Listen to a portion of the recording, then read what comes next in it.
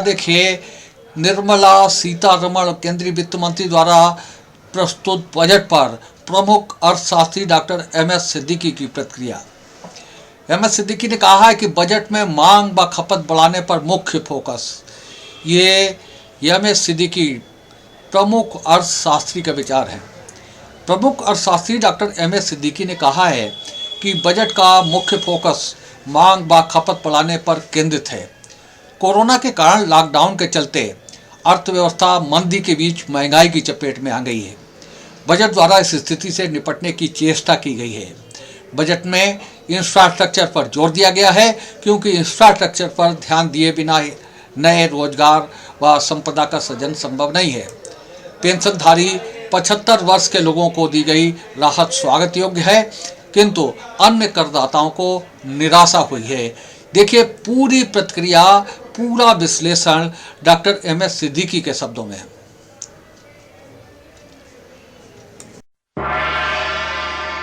देखिए, इस समय हमारी अर्थव्यवस्था स्टैगफ्लेशन की स्थिति में है, अर्थात मंदी के बीच में महंगाई भी है।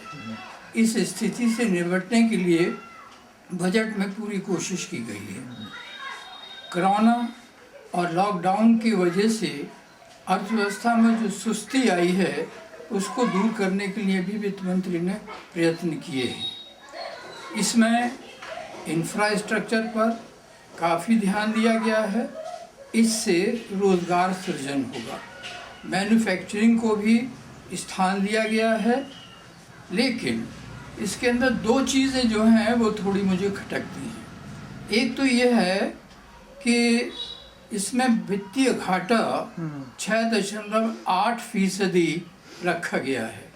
इसका मतलब ये है कि सरकार तो खूब खर्च करने के लिए तैयार है, लेकिन इससे जो है वो अर्थव्यवस्था पर महंगाई का दबाव पड़ सकता है।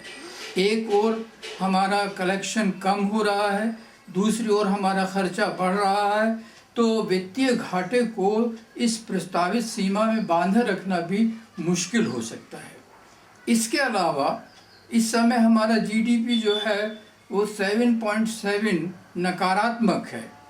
पहले जो था 23.9% नकारात्मक था, उसको इम्प्रूव करके इन्होंने 7.7 नकारात्मक कर लिया, जो कम है। तो ऐसी स्थिति में जबकि हमारा ये 7% है, तो ऐसी स्थिति में ये कहते हैं कि हम इस वर्ष जो है 11% से अधिक विकास दर जो है प्राप्त कर लेंगे। ये मुझे थोड़ा सा बड़ा चुनौतीपूर्ण लगता है। वैसे कुल मिलाकर अगर देखा जाए तो एक बहुत ही अच्छी बात कम से कम हमारे लिए ये है कि उन्होंने वैसे तो टैक्स में कोई परिवर्तन नहीं किया है।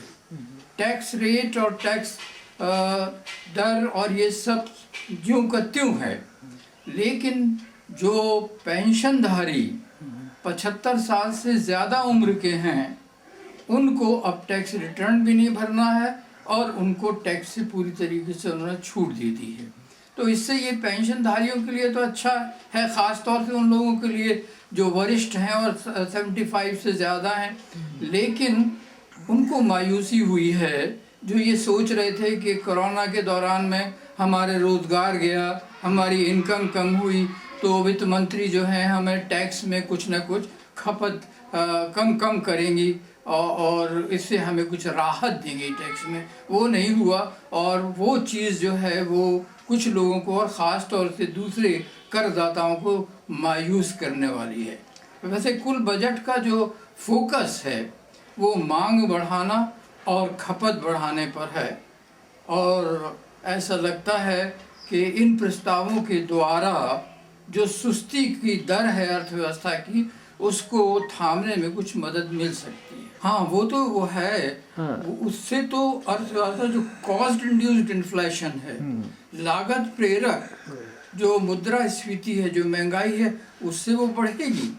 और उसका एक तरीका कम करने का क्या है, जबकि अंतर्राष्ट्रीय स्तर के ऊपर कीमतें इतनी ज़्यादा नहीं है पेट्रोल डीजल की, लेकिन हमारे यहाँ इसके क्या कारण है, इसके लिए हमने इस पर एक्साइज बढ़ा रखी है, वेट बढ़ा रखा है, अगर हम एक्साइज को कम करें, राज्य सरकारें वेट कम करें तो प्राइस कम हो सकता है। लेकिन इस तरीके से सरकार तो अपना खजाना भर रही है, लेकिन आम तौर से जो है वो लोगों को राहत नहीं मिल रही है, लोगों को महंगाई का सामना करना पड़ सकता है। इससे यातायात महंगा होगा, जो सिंचाई के लिए जो है डीजल की ज़रूरत पड़ती है वो महंगी होगी। तो इस तरीके से कॉस्ट इंड्यूस्ड इन्फ्लेशन जो है वो बढ़ सकता है, इसको कम करने की ज़रूरत थी। जो कोविड को लेकर के ये आशंका थी कि कोई टैक्स लगेगा, स्वास्थ्य पर बहुत खर्च कर रही है सरकार इस बार। स्वास्थ्य पर काफ़ी, वैसे तो उन्होंने कहा है कि हमारे 6 पिलर्स हैं, इस बजट के 6 पिलर्स हैं, 6 स्तंभ हैं। उनमें सबसे पहले जो उन्होंने कहा स्वास्थ्य के लिए कहा, स्वास्थ्य को काफ़ी महत्व दिया गया है, तो वो तो ठीक है, स्वास्थ्य है। उसके अलावा कुछ और 6 प्लस बताए हैं। तो इसलिए कोविड को करने के लिए, कोविड के कारण, कोरोना और लॉकडाउन के कारण जो कमियां आई हैं, जो खराबियां आई हैं, जो गिरावट आई हैं, उसकी भरपाई करने की कोशिश इसके द्वारा की गई है। तो सोना चांदी जब आदमी पर, चांदी तो बहुत दूर की चीज़ है, इस समय तो हमें अपनी मिनिमम आवश्यकताएं पूरी करने की बात है। ख़ास तौर से देखिए एक बात ये हुई है कि जो कोरोना के दौरान में, लॉकडाउन के दौरान में बहुत से लोगों ने आगे की अनिश्चितता को देखते हुए बचत कर ली है, पैसे को अपने पास बचा के रख लिया है। तो वो पैसा, जो बड़े आदमी है उनकी बात तो छोड़ दीजिए, लेकिन जो कॉमन मैन है वो उस पैसे को जो है वो खर्च कर रहा है, क्योंकि देखिए ना डीए जाम कर दिया है और बहुत सी इनकम बहुत कम हो गई है। तो ऐसे स्थिति के अंदर बचत जो है वो लोगों ने की है, वो उसको सोने चांदी पे नहीं, वो तो आम वस्तुओं के उपभोग के ऊपर खर्च करेंगे, जिससे कि उन्हें राहत मिल सके। बड़े आदमियों की दूसरी जो बहुत हाईली पेड है उनके लिए दूसरी बात है। उम्मीद है आपको हमारा ये एपिसोड, ये खबर पसंद आई होगी। आप इसे लाइक करिए, अपने दोस्तों के साथ शेयर करिए और उस पर आप उससे कमेंट करिए। अगर आप पहली बार हमारे चैनल से जुड़े हैं तो चैनल को सब्सक्राइब करना मत भूलिए। यही